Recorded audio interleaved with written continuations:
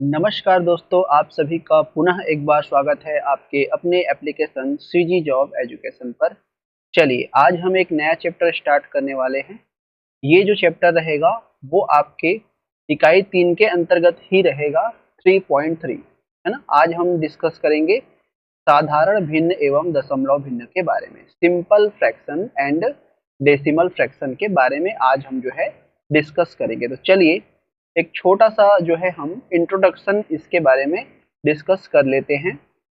सबसे पहले हम समझते हैं फ्रैक्शन के बारे में, क्योंकि हम फ्रैक्शन पढ़ रहे हैं, हम भिन्न पढ़ रहे हैं, तो हम सबसे पहले समझेंगे कि भिन्न क्या होता है, उनके कौन कौन से प्रकार होते हैं और साधारण भिन्न और दशमलव भिन्न में कैसे बदला जाता है।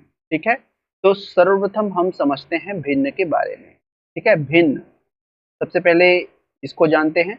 ऐसी सभी संख्याएं जो p बटे q के रूप में हम व्यक्त कर सकते हैं, उनको ऐसी संख्याओं को हम क्या कहते हैं, भिन्न कहते हैं। ऐसी संख्याओं को हम क्या कहते हैं, फ्रैक्शन जो है कहते हैं। ठीक है, ऐसी संख्याओं को हम क्या कहते हैं, फ्रैक्शन जो है कहते हैं। ठीक है, p बटे q, जहाँ पे p क्या है, अंश है, जिसको p को हम क्या बोलते हैं, अंश कहते हैं, और q को क्या कहते हैं, हम हर कहते हैं, है ना। भिन्न के ऊपरी भाग अर्थात p को हम अंश कहते हैं और भिन्न के निचले भाग यानी q को हम हर कहते हैं। ठीक है, तो समझ में आ गया सभी को।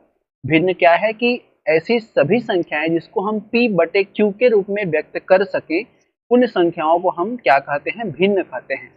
इसको हम जो है p बटे q के रूप में लिखते हैं, और इसमें एक कंडीशन होता है कि जो q का मान है वो 0 नहीं होना चाहिए, है ना भाई। अगर p बटे q के रूप में हम किसी भी संख्या को लिखें, जैसे 4/5 है ना, तो इसमें जो q है उसका मान 0 नहीं होना चाहिए। अगर 0 हो जाएगा तो उसका मान जो है इन्फिनिटी में चला जाएगा, अनंत में चला जाएगा, है ना। और यहाँ पे ऊपर वाले संख्या को हम कहते हैं अंश और नीचे वाले संख्या को हम क्या कहते हैं, हर कहते हैं। तो ये तो हो गया एक छोटा सा फ्रैक्शन क्या है, भिन्न क्या है, इसका परिचय। अब एग्जाम्पल के लिए यहाँ पे बताया गया है 1/2, 5/6, 7/9, 2/3, ये सारे के सारे क्या है, भिन्न है। ठीक है, अब भिन्नों को जो है कुछ प्रकार में भी जो है बांटा जाता है। कौन कौन से प्रकार में बांटा जाता है, आइए समझते हैं।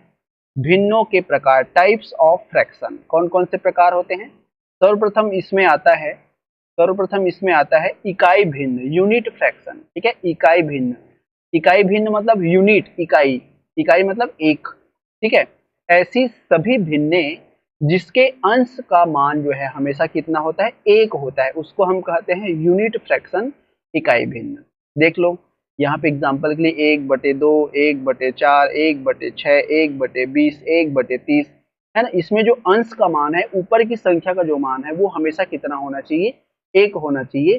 तब इस प्रकार के जो भी भिन्न रहते हैं, इसको हम क्या बोलते हैं, इकाई भिन्न या यूनिट फ्रैक्शन कहते हैं। दूसरा आता है इसी में, दूसरा आता है इसी में संयुक्त भिन्न। संयुक्त मतलब जुड़ा हुआ। ठीक है, संयुक्त मतलब जुड़ा हुआ। अब कैसे जुड़ा हुआ, तो दो संख्याओं के साथ जुड़ी होंगी, एक तो पूर्णांक संख्याओं के साथ और दूसरा भिन्नात्मक संख्याओं के साथ, है ना। तो इसकी परिभाषा क्या हो जाएगी, ऐसी संख्याएं जिसमें पूर्णांक संख्याएं और भिन्न दोनों आपस में जुड़े हुए होते हैं, यानी संयुक्त रूप से आपस में क्या होते हैं, जुड़े हुए होते हैं, इनको संयुक्त रूप से हम कहते हैं संयुक्त भिन्न। जैसे 4 सही 1/2, 2 सही 5/6, है ना, 1 सही 7/9, 1 सही 2/3। इन सभी में जो 4 है, 2 है, 1 है, 1 है, ये सारे तो पूर्णांक के अंतर्गत आते हैं, और 1/2 है, 5/6 है, 7/9 है और 2/3 है, इसको हम जो है भिन्न कहते हैं। तो ये पूर्णांक से भी बना है और भिन्न से भी बना है, इसलिए ऐसे भिन्नों को हम कहते हैं संयुक्त भिन्न। ठीक है, ऐसे भिन्नों को हम क्या कहते हैं, संयुक्त भिन्न जो है कहते हैं। ठीक है, समझ में आ गया, है ना। एग्जाम्पल के तौर पे यहाँ पे बहुत सारे दिए हुए हैं, जैसे 4 सही 1/2। अब इस संयुक्त भिन्न को अगर मुझे साधारण भिन्न में चेंज करना है, तब मैं इसको कैसे करूंगा, तो इनको जो है आपस में गुना किया जाता है, 4 दूनी 8, और ऊपर की जो संख्याएं रहेंगी उसके साथ जोड़ दिया जाता है। तो 4 दूनी 8, 8 और 1 कितना हो जाएगा, 9 हो जाएगा। तो 9/8 क्या हो जाएगा, ये एक साधारण भिन्न में बदल जाएगा।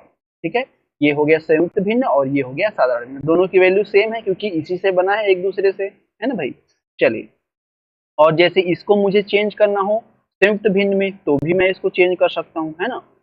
तो संयुक्त भिन्न को साधारण भिन्न में भी चेंज कर सकते हैं और साधारण भिन्न को संयुक्त में भी चेंज कर सकते हैं। ठीक है, समझ में आ गई सभी को। चलिए आगे बढ़ते हैं। इसके बाद तीसरा आता है हमारा समहर भिन्न। तीसरा आता है हमारा कौन सा? समहर भिन्न। ठीक है, समहर, अब देखो नाम से स्पष्ट है, समहर भिन्न यानी ऐसी सभी भिन्ने जिनके हर क्या हो? समान हो। समहर मतलब हर क्या होने चाहिए? समान होने चाहिए, उसको हम कहते हैं समहर भिन्न। जैसे एग्जाम्पल के लिए देखो बताया गया है 1/2, 5/2, 7/2, 9/2। इसमें जो हर का मान है यानी क्यू का मान है यानी नीचे की जो वैल्यू है वो सभी के सभी कैसे हैं? समान है। ठीक है, नीचे की जो भी वैल्यू है वो सारे के सारे क्या है? समान है। तो ऐसे भिन्नों को हम कहते हैं समहर भिन्न। ठीक है, इसके बाद नेक्स्ट आता है चौथा विषमहर भिन्न। ऐसी सभी भिन्ने जिसके हर क्या हो? असमान हो, उसको हम विषमहर भिन्न कहते हैं। जैसे 1/2, 5/6, 7/9, 2/3, ये सारे के सारे जो हर के मान है ये सभी कैसे हैं? अलग अलग हैं, इसलिए ऐसे भिन्नों को हम कहते हैं विषमहर भिन्न। ठीक है, चलिए इसके बाद नेक्स्ट आता है सबसे महत्वपूर्ण उचित फ्रैक्शन। ठीक है, प्रॉपर फ्रैक्शन, उचित भिन्न, प्रॉपर फ्रैक्शन इसको जो है कहा जाता है इंग्लिश में, उचित भिन्न कहते हैं हिंदी में। ठीक है, तो ऐसी भिन्ने जिसके अंश हर से क्या हो? छोटा हो, उसको हम क्या कहते हैं? उचित भिन्न कहते हैं।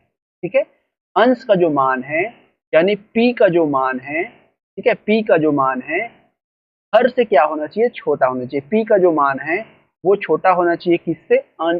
हर से। ठीक है, तब ऐसे भिन्नों को हम क्या कहते हैं? उचित भिन्न कहते हैं। जैसे एग्जाम्पल के तौर पे यहाँ पे बताया गया है 1/2, 5/6, 7/9, 2/3, है ना। इसमें जो अंश का मान है वो हर से कैसा है? छोटा है, सभी में छोटा है। तो ऐसे भिन्नों को हम क्या कहते हैं? प्रॉपर फ्रैक्शन कहते हैं, उचित भिन्न जो है कहते हैं। के बाद नेक्स्ट आता है छठवां और सबसे इंपॉर्टेंट, ये भी ठीक है, ये आपके सिलेबस में है, ये इंपॉर्टेंट है ना। ये दोनों के दोनों कैसे हैं? रहने के लिए तो सारे के सारे इंपॉर्टेंट है। मैंने जितने भी प्रकार के भिन्न बता रहा हूँ तो वो आपको पहचान आना चाहिए कि ये कौन सा भिन्न है। अगर कभी कभी जो है सही मिलान करने के लिए दे दिया जाता है तो उस कंडीशन में आपको जो है सारी चीजें पता होनी चाहिए।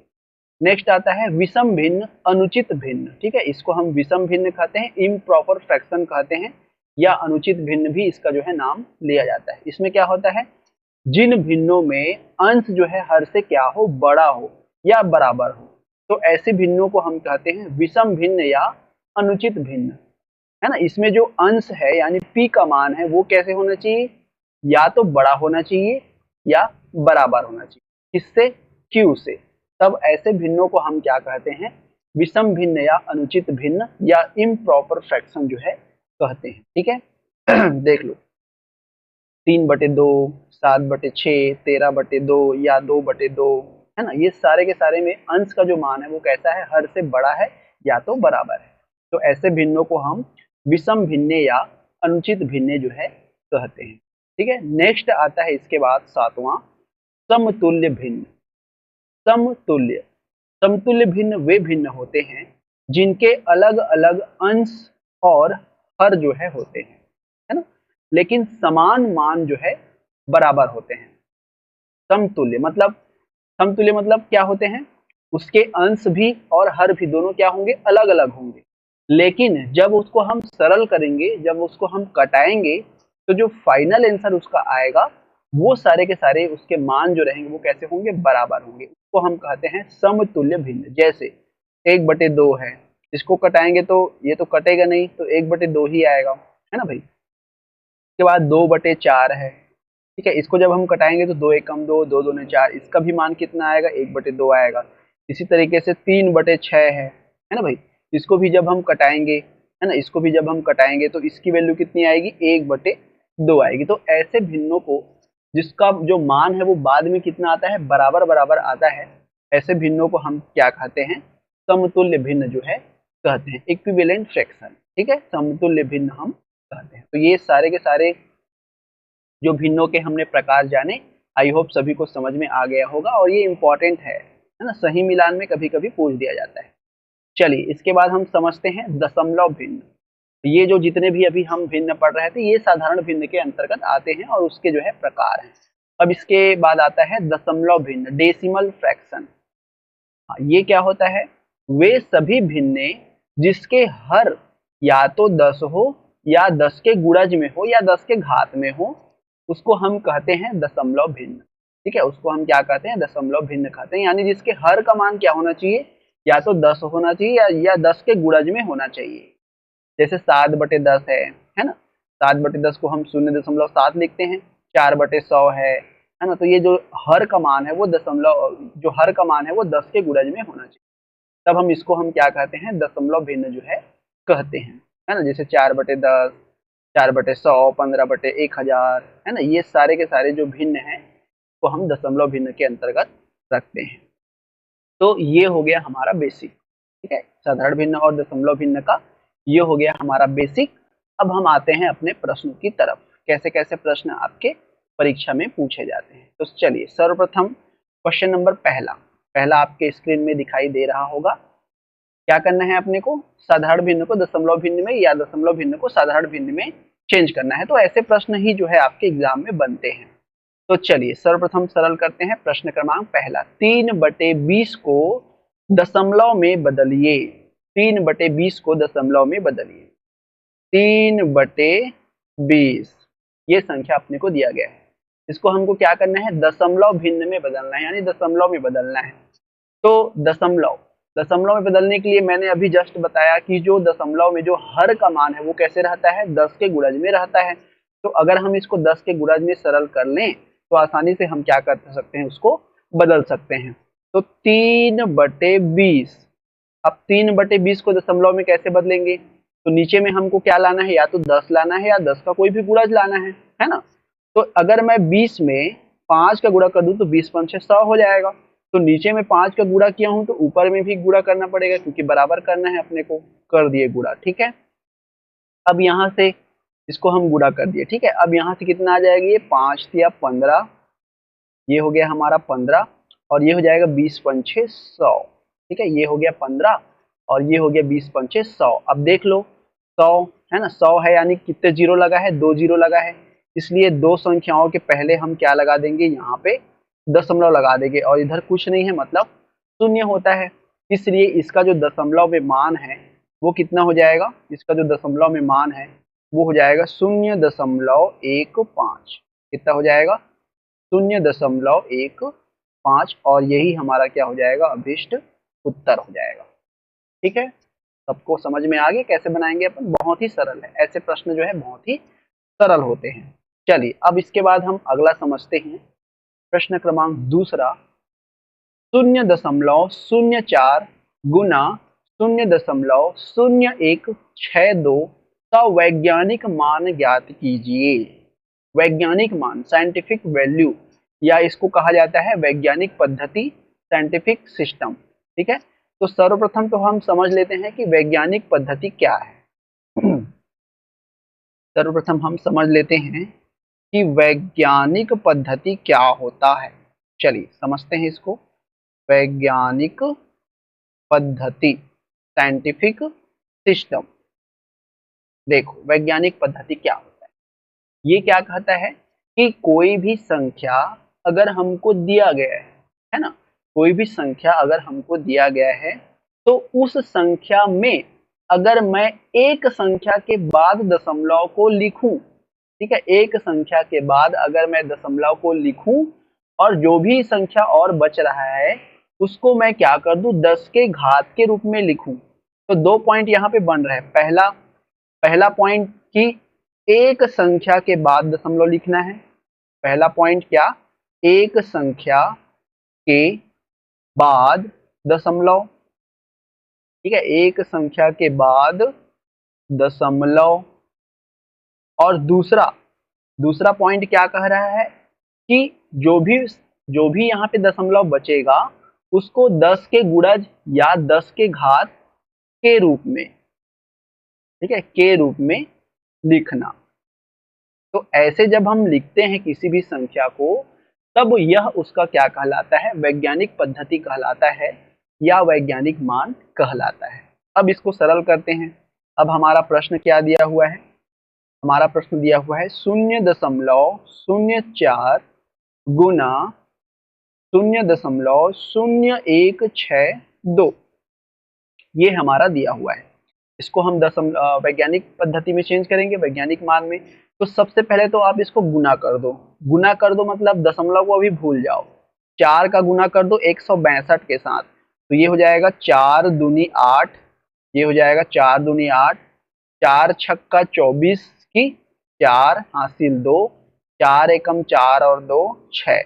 अब देखो दशमलव कितनी संख्याओं के बाद लगा है, तो 1 2 3 4 5 और 6 संख्याओं के पहले अपने को क्या लगाना है? दशमलव लगाना है। तो 1 2 3 संख्या, तो ये हो गया 4 5 और 1 6, और यहाँ पे हम क्या लगा देंगे? दशमलव, और इधर कुछ नहीं है मतलब 0 लिखते हैं। तो इसका वैल्यू हमारा कितना आ गया? 0.000648, मतलब इसको गुणा करने पर इतना आएगा। ये सिंपल गुना है, ये समझो, ठीक है। अब हम इसको क्या लिखना है? साइंटिफिक वैल्यू अपने को लिखनी है।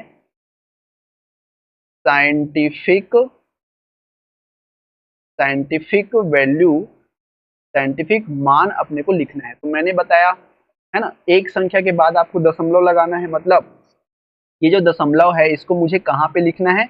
6 के बाद, ठीक है। अब यहाँ पे मैंने लिख दिया 6.48, ठीक है। 6 के बाद मैंने इसको क्या कर दिया? लिख दिया। गुना, अब गुना के रूप में दूसरा क्या कहता है कि 10 के घात के रूप में लिखना है ना भाई। अब दशमलव को जब मैंने इधर लेके गया, यानी इस दशमलव के बाद जब हम दशमलव को इधर लेके जाते हैं, तो जो भी आएगा वो 10 के माइनस घात के रूप में आता है। इसको ध्यान रखेंगे आप लोग, ठीक है। जितने भी पॉइंट हम आगे बढ़ेंगे वह उसके माइनस घात के रूप में आएगा।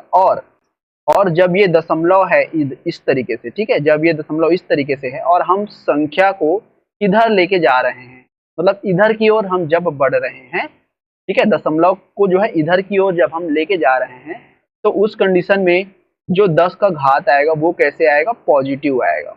उस कंडीशन में 10 का घात कैसे आएगा? पॉजिटिव में आएगा। तो ये चीज आप लोग याद रखेंगे, ठीक है। ये चीज आप लोग नोट कर लेंगे अपने अपने नोट्स में, है ना। ये चीज आप लोग याद रखेंगे। बाकी इसका जो नोट्स है मैं वो आपको प्रोवाइड हो जाएगी। अब यहाँ पे समझिए, अब हम क्या किए? दशमलव को कहाँ पे लेके आ गए? 6 के बाद लेके आ गए, क्योंकि एक संख्या के बाद दशमलव लगाना है।